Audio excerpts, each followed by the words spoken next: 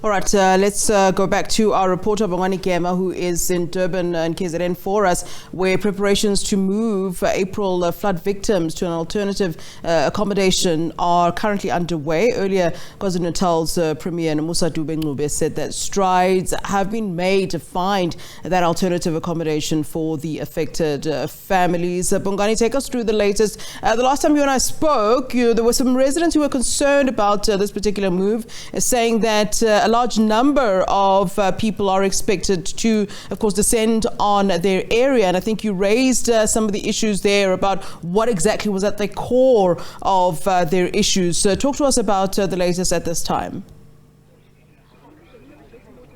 Yes, Flo. Now this floor is the building that is behind me. That's now we are getting, different views on, or rather different, views, Flo, because according to the government, there are 50 rooms inside this home, Flo, but according now to the resident, they are saying that it's only 5, and they are saying that it's impossible that all these people will be able to stay together here in this home. But Flo, while we are here, Flo, we are waiting the arrival of these families, because when we left the hall, Flo, they were being taken on a bus, Flo, that is going to be bringing them here.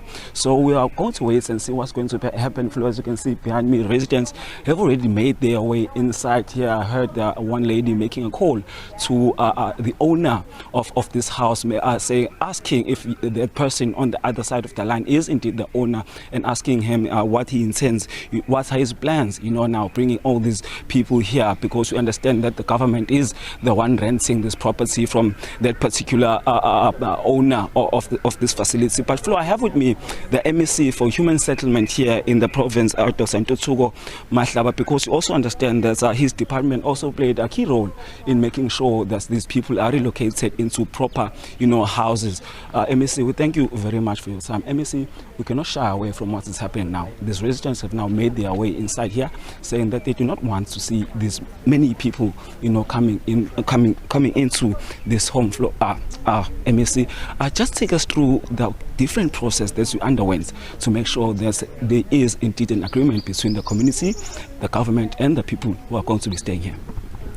Thank you very much for that question. And one, I must say that we've been engaging with different stakeholders, including the community members who are housed in a very inhumane condition at a rural hall. And then we decided to approach the owner of this property, who has given an undertaking that is finalizing papers with his lawyers. Our aim was to move them today, but because of the challenge that is still finalizing, we are busy now trying to make sure that we finalize that. Hopefully by Tuesday they would have moved here, but in the meantime we've moved them to another shelter, a better shelter, where they will be able to live in a very humane condition. So now, MEC, what you're telling us is there's the hopes, because we spoke to them in the morning, they were very excited that they are going to a better place than they were. So now those hopes have now been dampened. No, the hopes have not been dampened.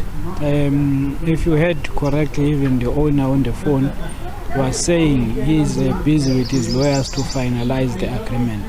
It's not that there is no agreement. He's finalizing it, and then as soon as it's finalized, hopefully by Tuesday, they will move in here. And we're hopeful that it's going to happen. I don't think there's anyone in South Africa who should just disallow people to have a proper shelter.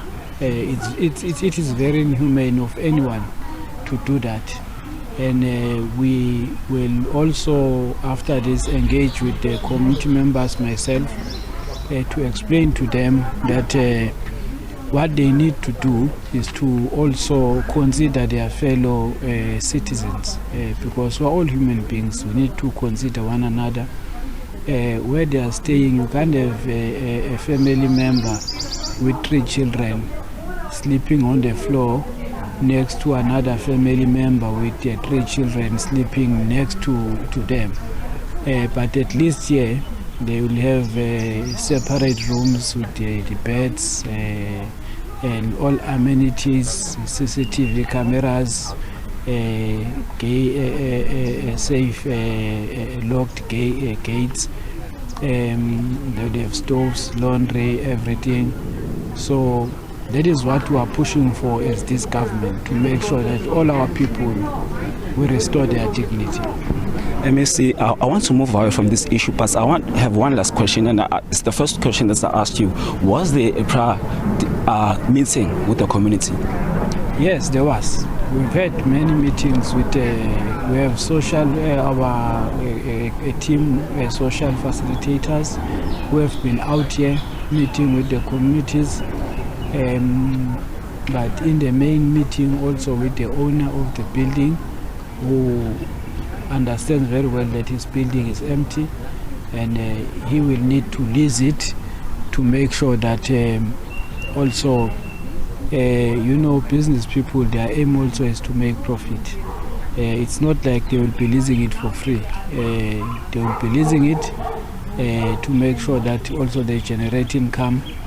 But I can assure you, before it used to be student accommodation. Now we are bringing families, people who are more responsible, and I don't think there will be much of a problem.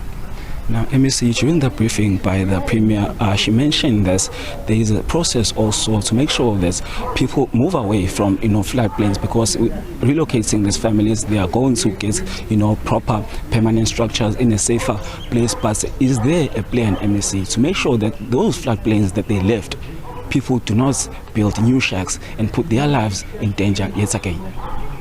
Yes, we've made sure that we tighten our bylaws, and we made sure that where now the site that we just visited, where there is already work that has been started to build permanent structures, the soil, everything has been tested. We sent the geotech teams there to make sure that it can be able to stand the test of floods.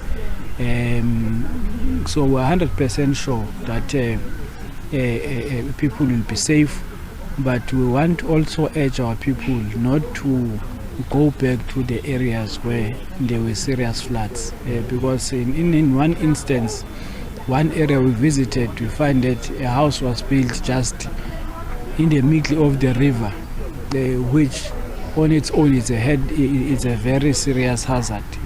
We will be engaging more with our communities, to our teams, to make sure also as government, MECs, the Premier is directed that we visit communities to alert them of where and how they should build.